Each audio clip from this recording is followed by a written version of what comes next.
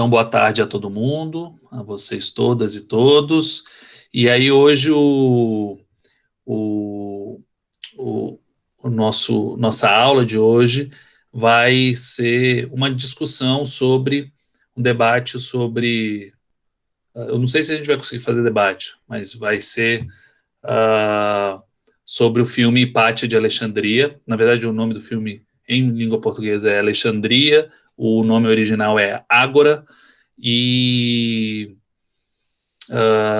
também não só sobre o filme, na verdade o filme ele é um elemento, mas vamos falar um pouco sobre a questão da, da dessa figura histórica que é Hipátia, pouco conhecida, na verdade, mas muito importante, porque mostra um pouco sobre uma participação feminina dentro da produção científica, filosófica, intelectual na história humana e que muitas vezes, na imensa maioria das vezes, é uma participação silenciada pela própria historiografia e pelos meios de divulgação dessa história. Então, a Hipátia, ela traz esses elementos, né? E traz um elemento que é muito importante, já que a gente está discutindo ciência e outras formas de conhecimento, senso comum, conhecimento religioso, conhecimento filosófico, são formas de conhecimento que muitas vezes entram em conflito por uma série de motivos. Entre os motivos que existe esse conflito, tem a ver também com as dinâmicas sociais que aquela sociedade vive. Então, a gente entender o contexto de Hipátia, o contexto histórico, social e político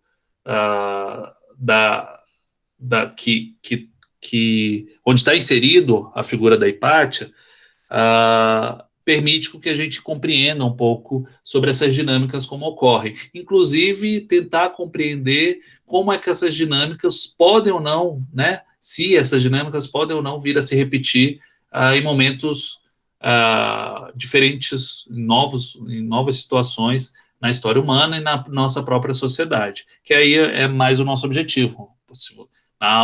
Nas aulas de história, vocês vão poder discutir a história em si, né? Mas aqui a gente quer sempre trazer esses elementos de reflexão da história e do momento atual. Não que a história não faça isso, faz de fato, mas na sociologia isso é muito importante. E dentro da sociologia é mais importante ainda saber não só conhecer figuras históricas importantes, processos históricos importantes, mas como é que esses processos históricos eles causam grandes transformações na sociedade, ou causam transformações na sociedade, ou essas transformações criam novos eventos históricos que a gente acaba estudando. Então, primeiro, para discutir o filme, a figura de Hipátia, que vocês puderam assistir no filme, e quem não assistiu, eu estimulo muito a ver, porque é um filme bem legal, como alguns de vocês já colocaram, é um filme que supera as expectativas. Então, assim, vamos fazer um apanhado histórico daquele ali, tá? Primeiro a gente está falando de uma Alexandria que é uma cidade egípcia, ou seja, africana, mas não é uma cidade puramente africana. Ela tem mais influência, de fato, principalmente nessa antiguidade, aí até o século V e VI depois de Cristo, da era cristã, ela tem mais influência do Mediterrâneo e do mundo grego, ou do mundo greco-romano, do que propriamente dito do restante da África, especialmente da África subsaariana. Então, ela é uma cidade criada por Alexandre. A partir de Alexandre, tem uma controvérsia sobre se ela foi criada por Alexandre ou por Ptolomeu, que é um dos generais de Alexandre, depois que Alexandre o Grande, o imperador da Macedônia, Ele morre, ele divide seu reino em três, e uma das pessoas que assume o legado da Macedônia é Ptolomeu, que inclusive cria toda a dinastia ptolomaica, que vai criar a Biblioteca de Alexandria, e enfim, e vai propiciar, principalmente, esse é o grande mérito de Alexandria, talvez a grande contribuição histórica dessa cidade, é que ela preserva, por meio de sua biblioteca, um grande acervo daquilo que a gente chama de cultura helenística. O que é a cultura helenística? Imagina, vocês já devem ter estudado história, que a Grécia antiga, ela, enfim, tinha os seus filósofos até o século V a.C., quando é criado, por exemplo, a Academia de Platão. Aristóteles foi preceptor, tutor do Alexandre, e isso já, a gente está falando do último grande filósofo dos filósofos clássicos gregos, né? Sócrates, Platão e Aristóteles são a tríade da filosofia clássica grega. E além disso, você tem uma gama de filósofos chamados de pré-socráticos. Mas Aristóteles, como sendo o último, ele é tutor de Alexandre, e Alexandre, quando começa a expandir o Império Macedônico, ele quer levar essa cultura grega para o Oriente, para as novas terras conquistadas, mas também quer absorver a cultura desses novos povos, tá? Então, ele vai sempre deixando, onde ele vai invadindo, ele conquista militarmente, mas ele não subjuga, não impõe a cultura grega como uma cultura a ser reverenciada. Ele, inclusive, presta alguns juramentos, cultos aos deuses, que são, né, lembrando que a religião, a grande forma de conhecimento, mais do que de conhecimento, mas também um grande organizador social da sociedade antiga e medieval, e isso começa a mudar na modernidade. A religião é o grande organizador da sociedade. Ela organiza o pensamento, o conhecimento, mas ela organiza também a sociedade, as classes sociais que vão existir. Ela é um grande organizador. E os seus sacerdotes, seus representantes, eles são figuras importantes, porque eles vão dar legitimidade, inclusive, aos governantes, né? Não só os governantes devem governar pelo poder das armas, né? Mas também pela aceitação dos seus súditos. E aí, nesse sentido, a religião é um fator importante. Então, onde o Alexandre vai conquistando, ele vai absorvendo parte dessa cultura e deixando intelectuais que vão fazer trocas ao longo do seu império, e vai começar a haver trocas reais entre essas culturas orientais, que os gregos chamavam de bárbaros, e a cultura grega. Então essa troca começa a existir, e passa a existir aquilo que é chamado de cultura helenística.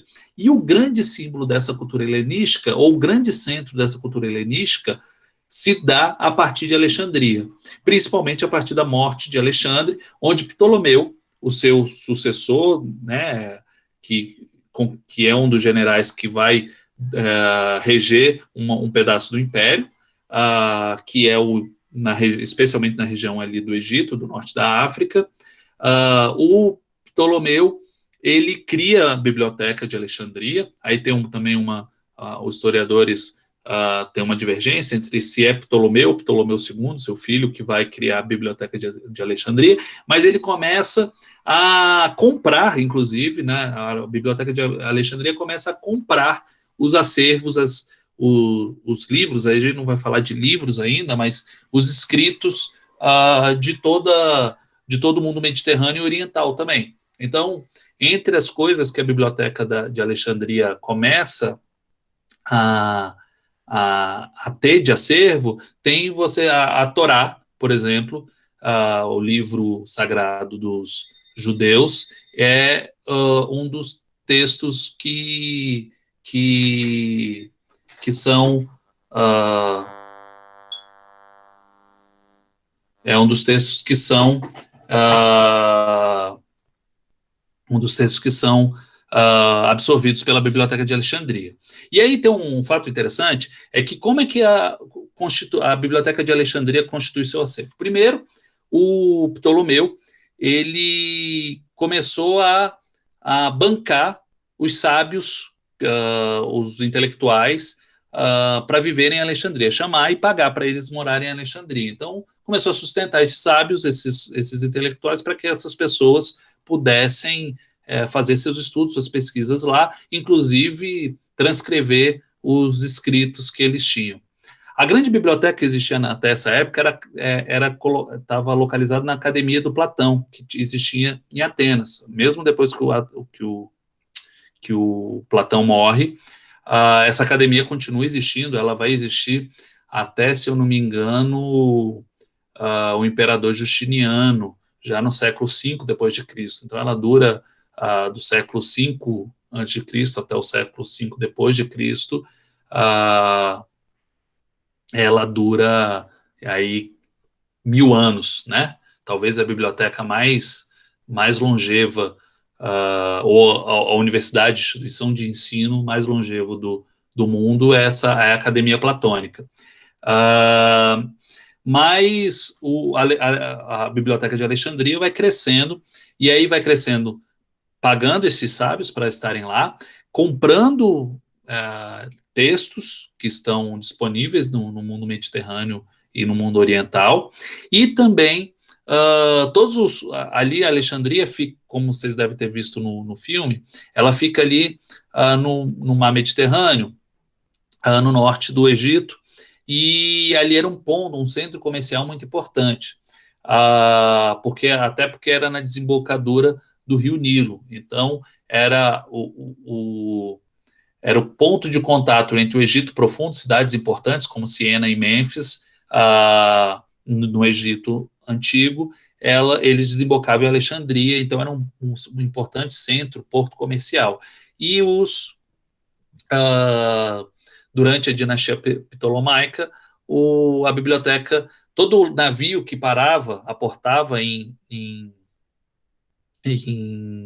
Alexandria, deveria deixar o seu escrito lá, era copiado esse escrito, o texto original ficava para Alexandria e o texto copiado ficava para o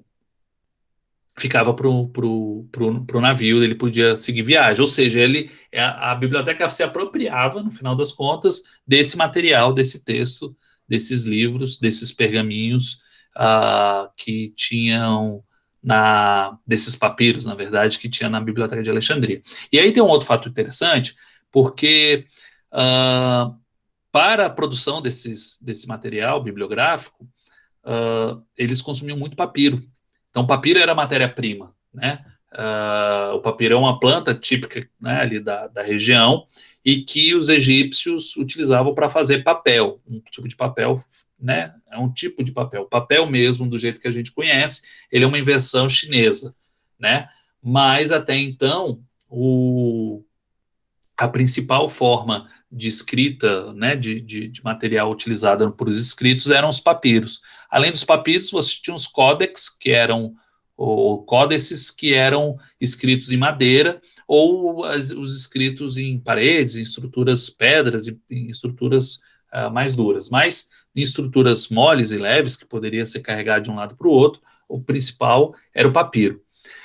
E dentro, aí uma outra curiosidade, que o papiro era muito importante, e além de Alexandria e Atenas, que tinham bibliotecas importantes, você tinha uma outra cidade, Pérgamo, que fica na Ásia Menor, que era uma cidade também que tinha uma biblioteca importante, que vinha aumentando seu acervo, e aí um dos imperadores da dinastia ptolomaica proibiu a exportação de papiros para Pérgamo ou para qualquer outra cidade fora do Egito, fora de Alexandria, basicamente. E aí, porque Alexandria consumia praticamente toda a produção de papiro que era produzido. E aí eles proibiram. Pérgamo teve que inventar uma outra maneira de escrever, outro material para poder escrever os seus, né, seus escritos. E aí eles inventaram aquilo que a gente chama de pergaminho. E aí o pergaminho vem de Pérgamo. E o pergaminho ele é feito de couro de cabras, ovelhas, enfim, veados e outros animais. Então ele é um couro. O pergaminho é um couro, mas ele é enrolado assim como o material, os escritos de papiro. Então isso é uma curiosidade dessa relação. Então a gente está vendo um mundo antigo nesse período, que estava numa efervescência cultural muito grande, nessa competição entre Atenas e Alexandria e Pérgamo, mas Alexandria vai se tornar o centro mais importante. Então eles chegam a ter, no auge da biblioteca de Alexandria, tem alguns historiadores que falam, até 700 mil obras, ou 700 mil exemplares, não obras de autores diferentes, até porque não existia essa quantidade, mas 700 mil exemplares era o que se existia no auge, o que se acredita que existia no auge da biblioteca de Alexandria. E a biblioteca, ela não era sozinha dentro de Alexandria. A gente conhece a biblioteca como esse acervo excepcional, e não é uma biblioteca de livros, porque a gente não está falando de livros ainda. Existiam alguns livros, mas a grande maioria, como mostra no filme, eram pergaminhos, né, que eram colocados ali, e por isso, por serem pergaminhos, eram papiros, né, eu já falando, eram papiros, e por serem papiros, eles eram muito frágeis, muito fáceis de ser queimado também, qualquer acidente poderia causar um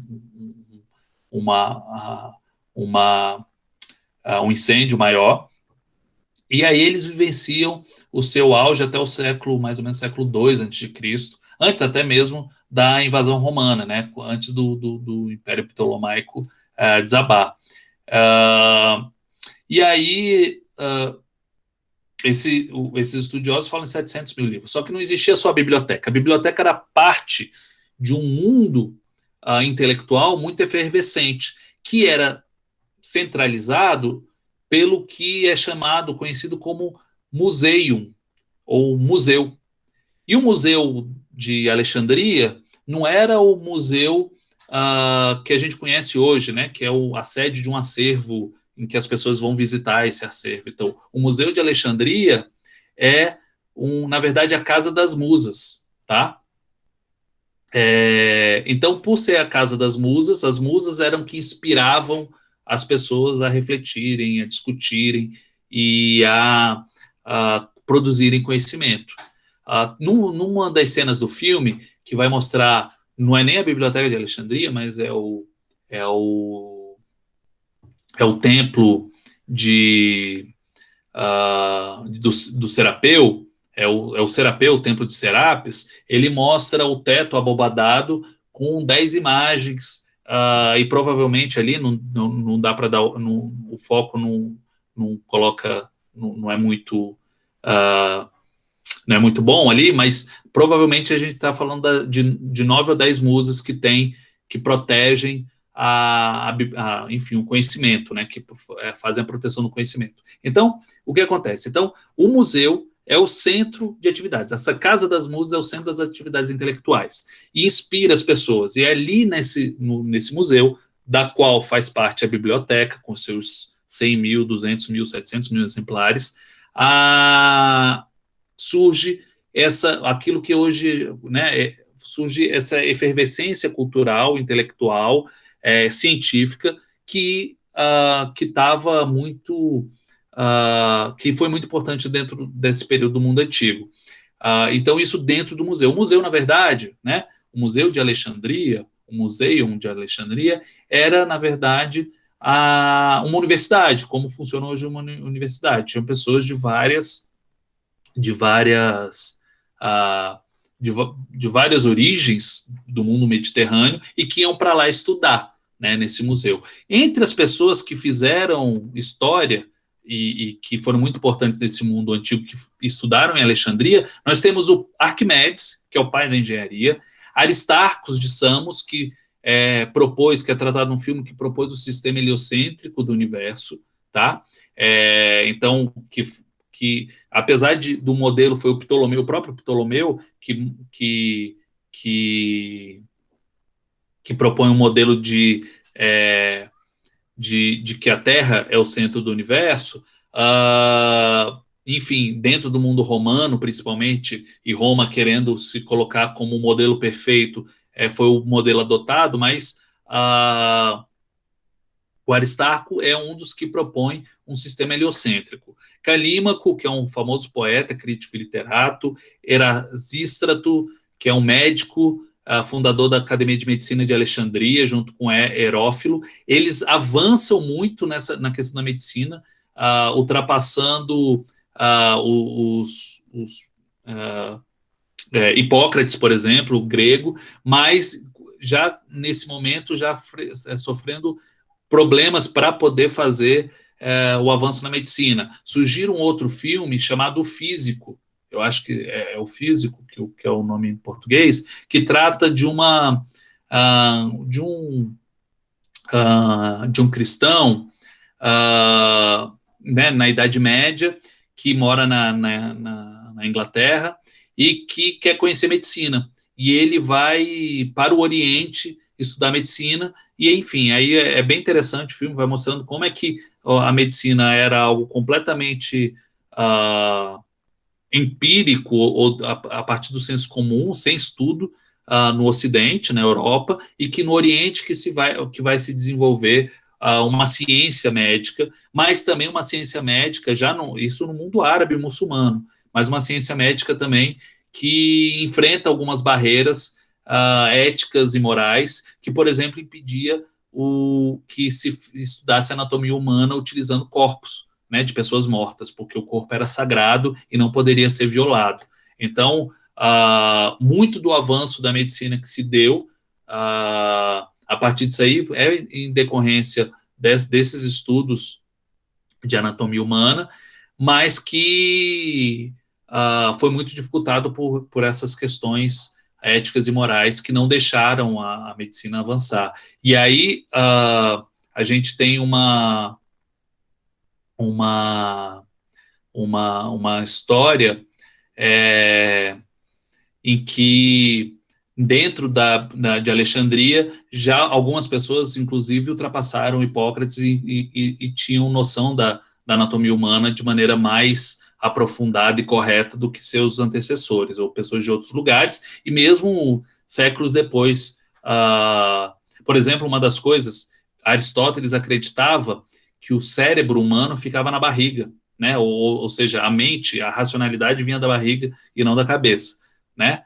Então, isso já na Herófilo já via que, enfim, a mente humana funcionava a partir do seu cérebro que estava localizado na cabeça, tá? Um outro cara fundamental e que, enfim, até hoje é alvo de uma controvérsia construída muito recentemente, é Eratóstenes, que defendeu já naquele tempo, já no século II a.C., uma terra esférica e calculou a circunferência com grande precisão, de 40 mil quilômetros e 8, se eu não me engano, que ele colocou, e aí a diferença de algumas centenas de quilômetros só entre o que ele calculou e o que ele e o que é calculado hoje pela ciência.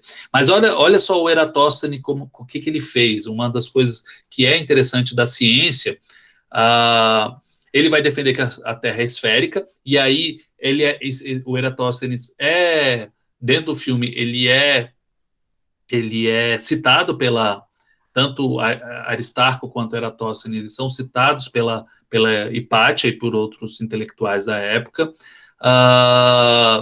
E aí, o Eratóstenes, como é que é o método que ele utiliza? Ele percebe que em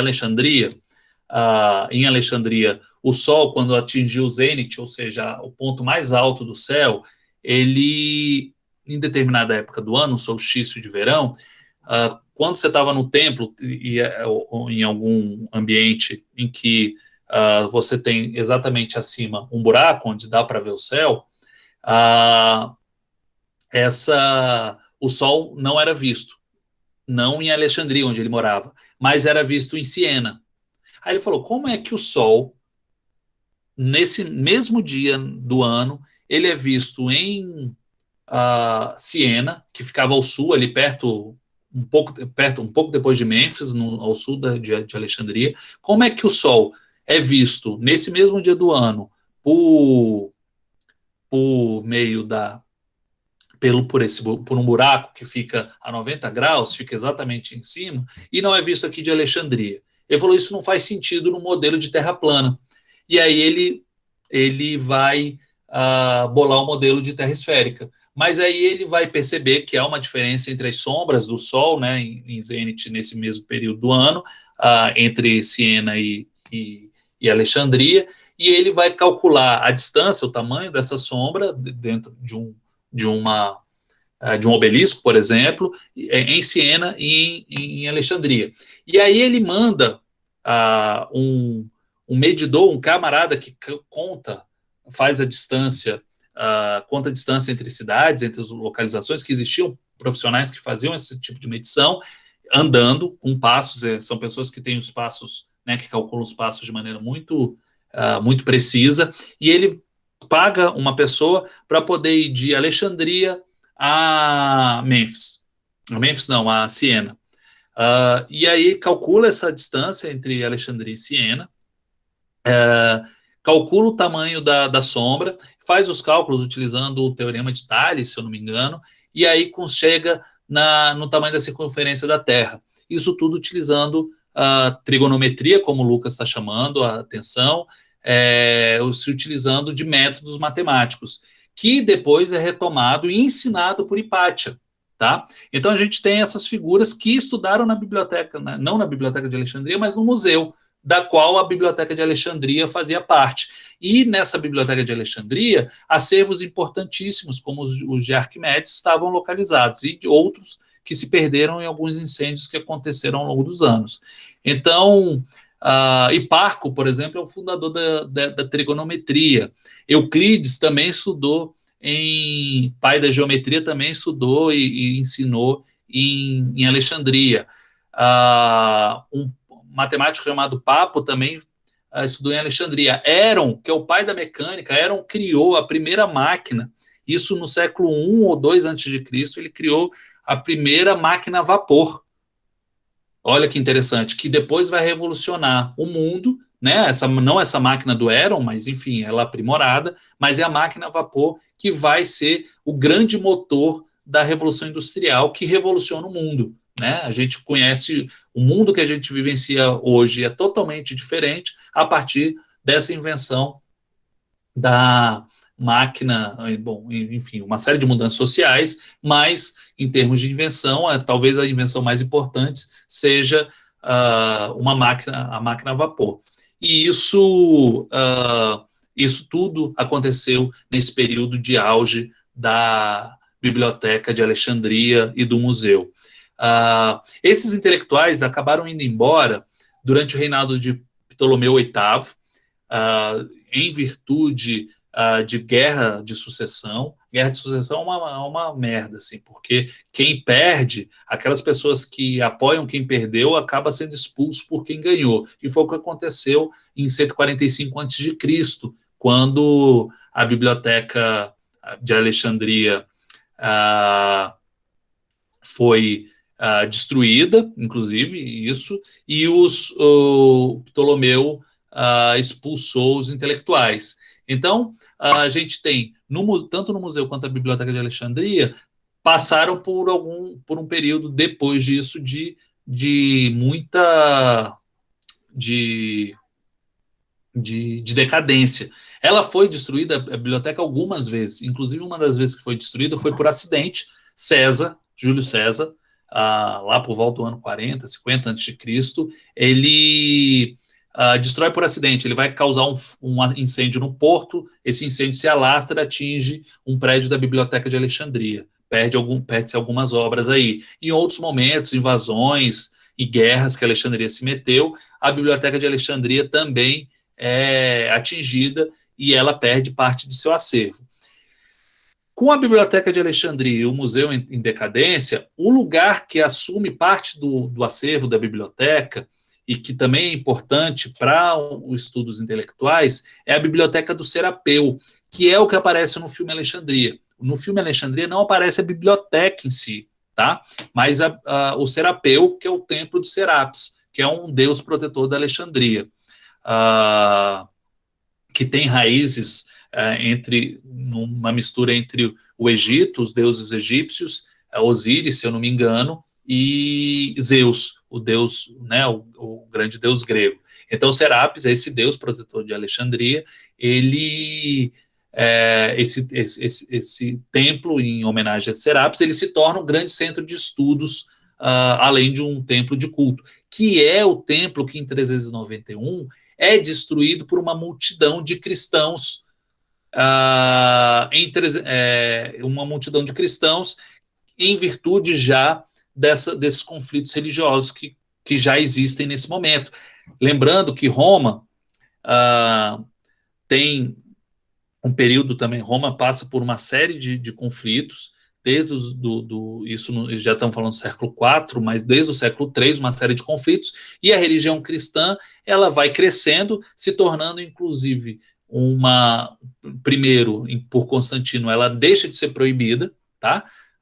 E em um segundo momento ela se torna oficial, ela se torna a religião que é a mais aquela religião que é incentivada pelo Estado romano, né, pelo poder romano, poder político romano, e isso já a partir do Concílio de Nicéia, que se dá em 325 depois de Cristo. Então, qual é o contexto histórico que a gente está vivendo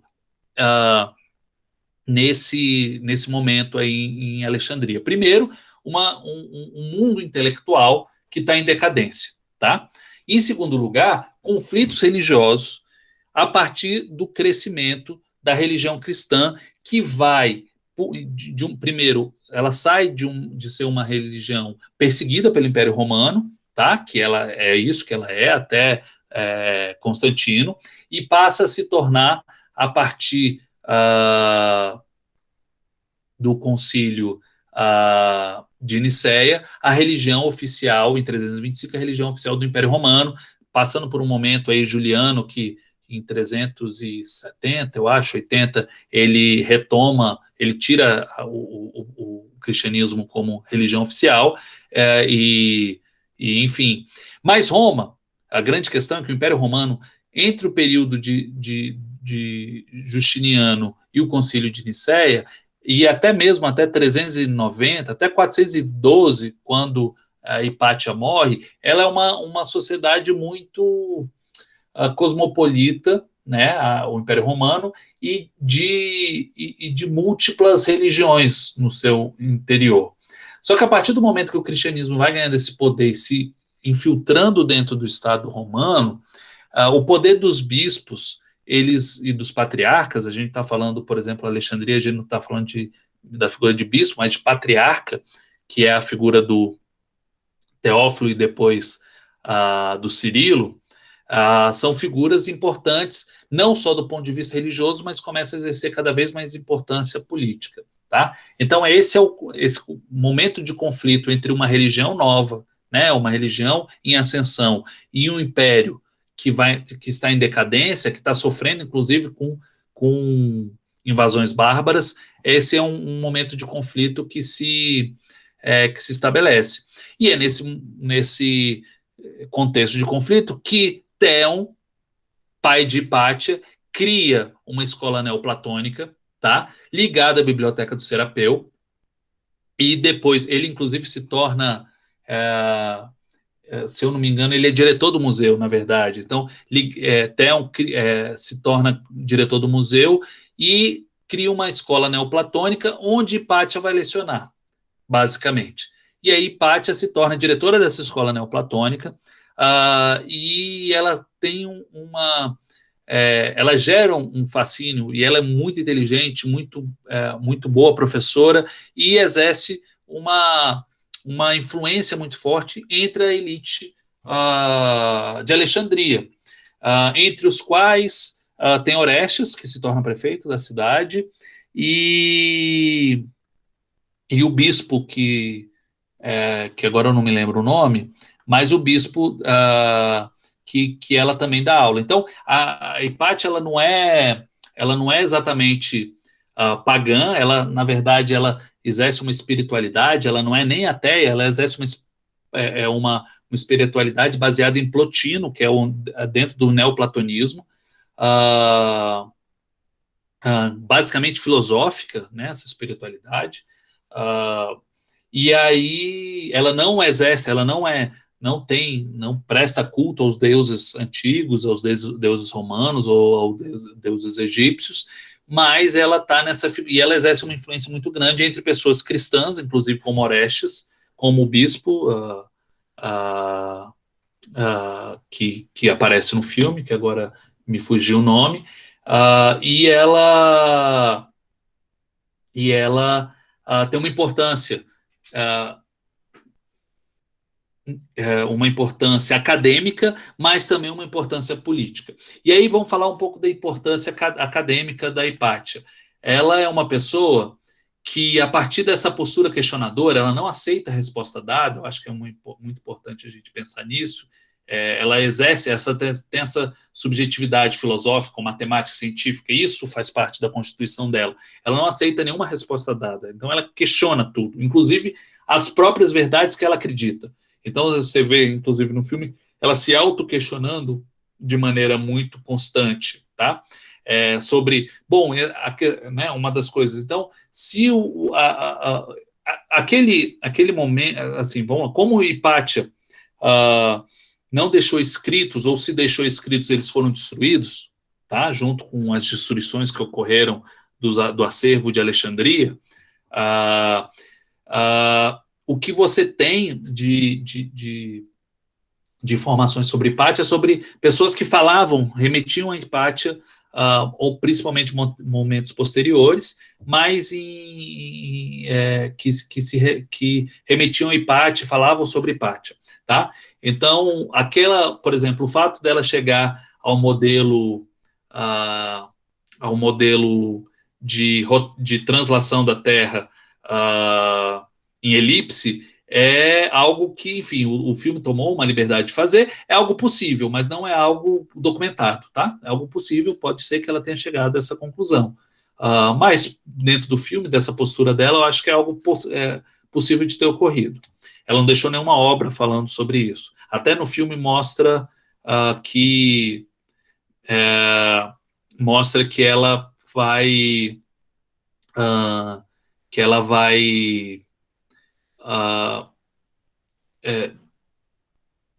quando ela descobre, se dá conta, né, quando ela tem essa sacada de que a Terra se movia ao redor do Sol a partir de uma elipse, não de um círculo perfeito, logo em seguida ela morre. Então, pode ser que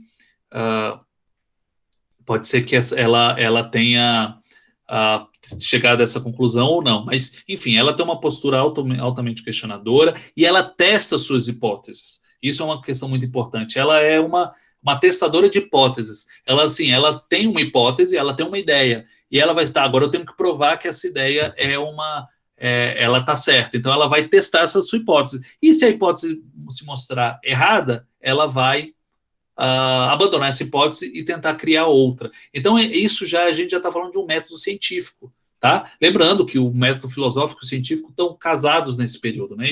Eles só dissociam lá no século XIX. É uma pessoa com uma grande erudição, conhecimento do que se produzia anteriormente, e ela vai tentar construir e vai exercer essa influência sobre seus alunos. Aí a grande questão, eu estou vendo que está tendo um debate sobre quais vestígios deixados por Hipátia. As principais fontes, tem algumas fontes de textos que a Hipátia leu e que ela tinha e que ela escreveu, fazia comentários sobre esse texto, tanto do Theon, principalmente do Theon, mas também de Hipátia. Então tem essas fontes descobertas. Mas a principal quantidade de fontes que a gente tem é de pessoas que falam sobre Hipátia, de textos que foram sobre Hipátia. Significa que Hipátia não escreveu? Não.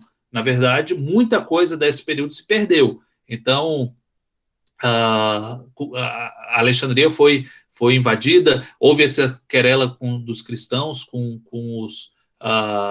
os não cristãos, que fez com que acervos fossem destruídos e tudo. Então pode ser que ela tenha escrito algumas coisas e que não foram, né, que não chegaram a nós. Então tem essa situação, mas muita gente, ou há alguns tratados sobre Hipátia de outros filósofos posteriores a ela ou contemporâneos a ela, que falavam dessa sua capacidade e sua influência, e como uma grande matemática, uma grande questionadora, né? Então, uma das coisas são duas coisas que tem interessante sobre Hipátia, sobre qual a contribuição que Hipátia pode ter deixado. Algumas pessoas dizem que ela inventou o astrolábio, que é um instrumento de navegação, que mede onde está a posição das estrelas, e muito importante para a navegação antes da existência do GPS. Ela não criou o astrolábio, já tinha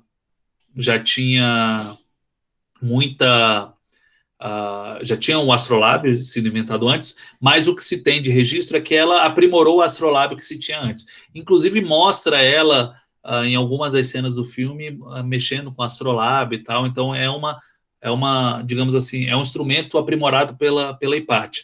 E um segundo que dizem que ela inventou também, e há registros, né, posteriores disso, é um hidrômetro, que ela tem inventado um hidrômetro naquela época, tá? O hidrômetro atual, contemporâneo, não, digamos, não é inspirado na Hipátia, mas pensando que no século III, no século IV, quer dizer, a Hipátia já tinha produzido um hidrômetro que definitivamente se perdeu. Então ela teve essa importância grande,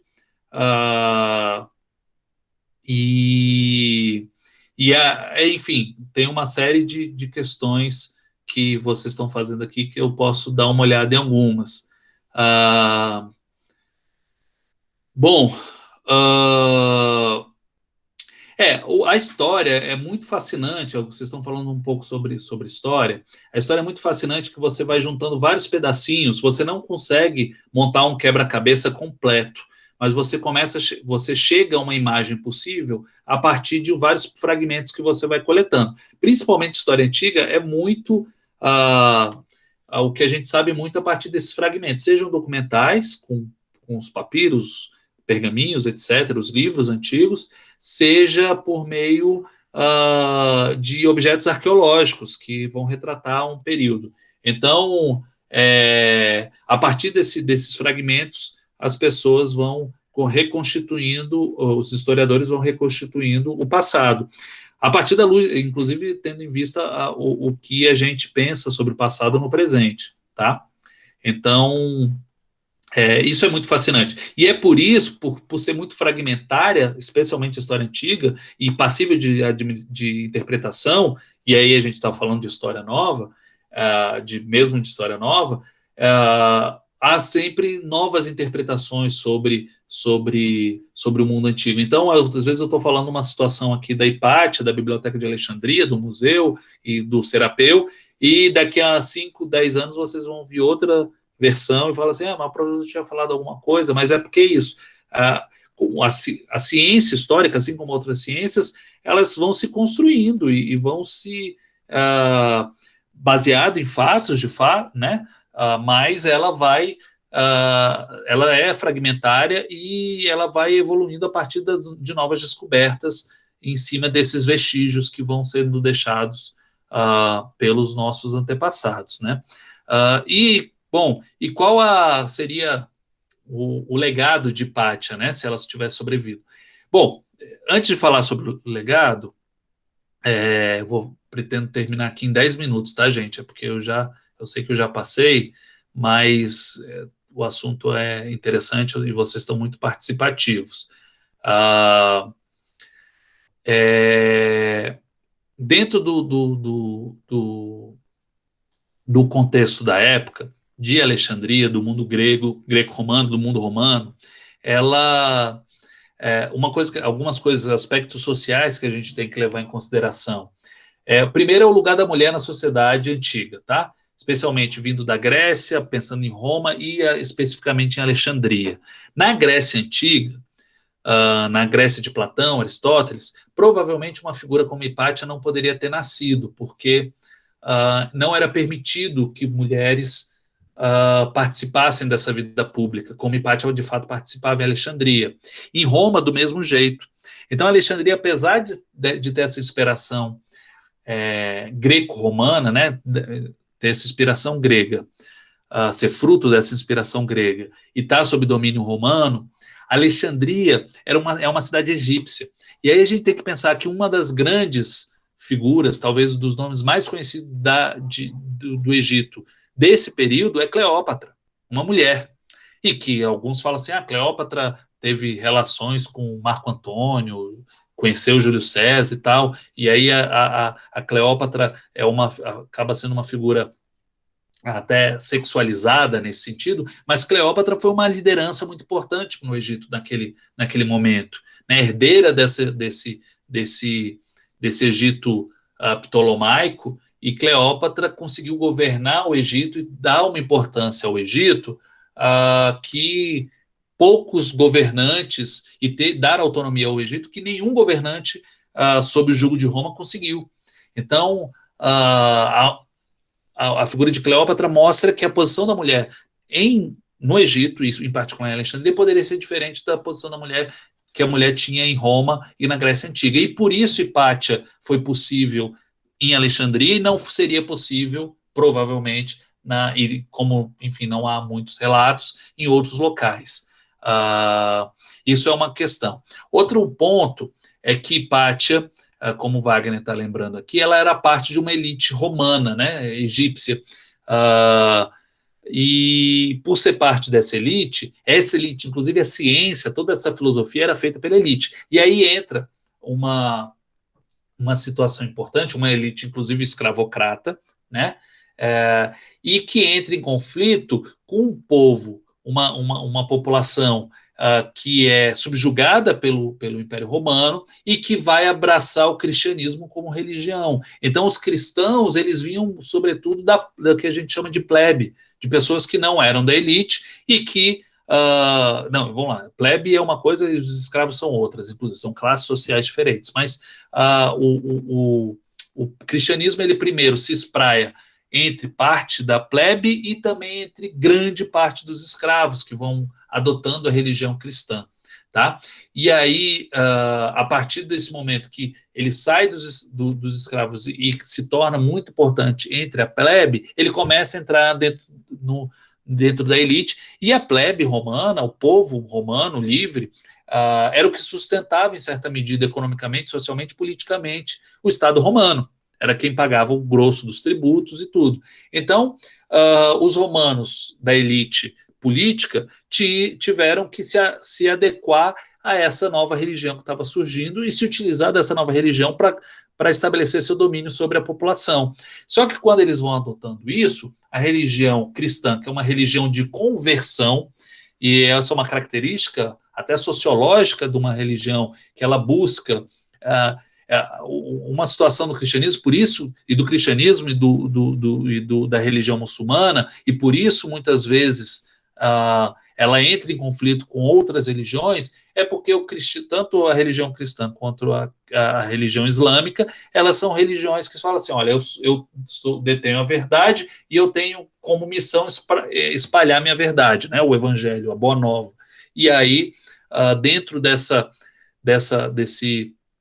ímpeto de converter as outras pessoas, os outros povos, as outras populações, entra em conflito com essas religiões ou com outras pessoas que não professam essa religião. E é isso que a gente está vendo em Alexandria. Uma religião cristã em ascensão, no ímpeto de converter as outras pessoas, ganhando força política, e aí você vai ver o patriarca, no caso Cirilo, se tornando um ator político muito importante, que inclusive coloca Orestes numa situação muito constrangedora, Orestes cristão, mas ele coloca, isso é interessante, porque isso acontece também com o imperador romano, que ele tem que se submeter ao bispo. Agora, ou bispo, ou patriarca de Constantinopla ou de Roma, e ele tem que se submeter e falar assim, eu não, eu sou, e é o bispo, mas o bispo como a figura que detém a palavra de Deus, né? Porque não é estar submetendo simplesmente ao bispo, mas a Deus. Ele se submete a Deus.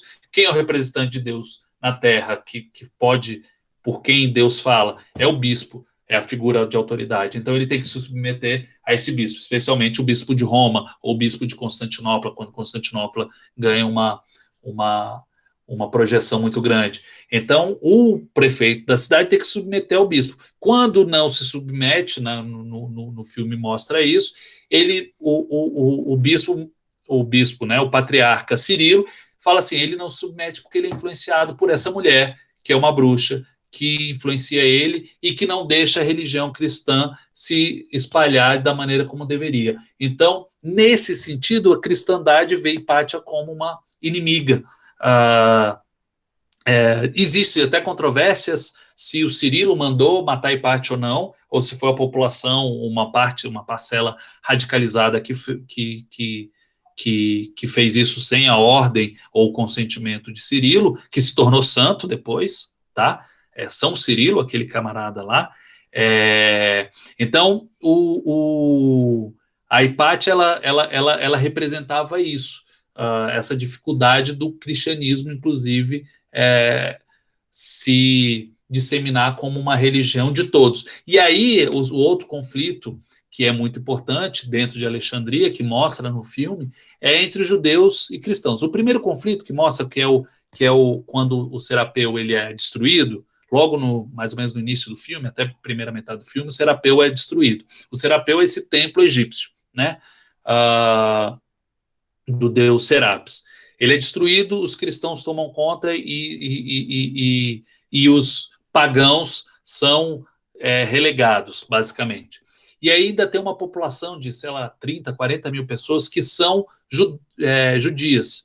E aí o outro conflito entre os cristãos e os judeus começa a se formar, e aí tem todo ali no final, né, do meio para o final, todo um conflito entre cristãos, judeus. Primeiro os cristãos apedrejam lá o evento judeu, depois judeus revidam isso e matam alguns cristãos radicalizados, e os outros cristãos expulsam os judeus da cidade de Alexandria. E aí começa, inclusive, isso alguns colocam que é aí que se dá o início do antissemitismo, né? A partir desse evento que ocorre ali entre 391 e 412, quando Hipátia morre. Então, cara, esse é o balaio cultural, social e político que está na época que Hipátia vivencia isso. Ela, como mulher, pessoa influente, que influencia os principais pensadores e governantes da região, ela é tida por Cirilo como inimiga e pelos cristãos como inimiga, e aí ela é cruelmente assassinada por uma turba radicalizada de cristãos. E ali no filme mostra ela sendo apedrejada, mas de fato ela não foi apedrejada. Ela foi esfolada viva com conchas, e depois teve suas partes do corpo né, cortados e espalhados pela cidade. Depois ela foi queimada. Então, assim, esse foi o destino de Hipátia, que, enfim, questionou e que talvez mostre, talvez isso é uma coisa que a gente vai retomar na aula que vem, que a gente está falando de Galileu, quando vai falar de Galileu, mostra como é que esse conflito se dá entre a razão entre teorias filosófico-científicas e a fé e a crença, e como é que se dá esse encontro entre essas duas formas de conhecimento, considerando que não é só um encontro de duas formas de conhecimento. Se a gente falar isso, a gente vai estar reduzindo demais. A gente tem que pensar que é um encontro, um conflito entre dois mundos, tá? Entre duas classes sociais. A gente está falando de uma população cristã, em sua grande maioria, pobre, tá? E em grande maioria escravizada, e a gente tem, do outro lado, uma elite romana, que, enfim, vive às custas desse empobrecimento e dessa exploração de outra parte da população. A gente está falando de luta de classes. Não apenas essa vertente dessa luta de classes, a gente tem que observar quando está falando desse conflito entre fé e razão também no mundo antigo. E o que a gente vai ter que levar em consideração a partir do Galileu e do episódio Star Trek que a gente vai ver nas aulas seguintes, é que não só esse contexto social é importante para o entendimento dessa relação entre fé e razão, mas também como é que são as dinâmicas de poder político, porque aí a gente vai começar a falar entre um poder instituído político que está baseado na religião, ou que se legitima a partir da religião, e uma outra forma de conhecimento que vai questionar, entre outras coisas, as razões profundas desse poder político. E se Galileu ele não foi condenado, mas Giordano Bruno foi condenado, né? Foi morto pela Igreja Católica, e ele foi condenado não simplesmente porque questionava uma verdade da Igreja Católica, mas que, ao questionar a Igreja Católica, essa verdade da Igreja Católica, questionava também o lugar de poder da Igreja Católica, do Papa, enfim,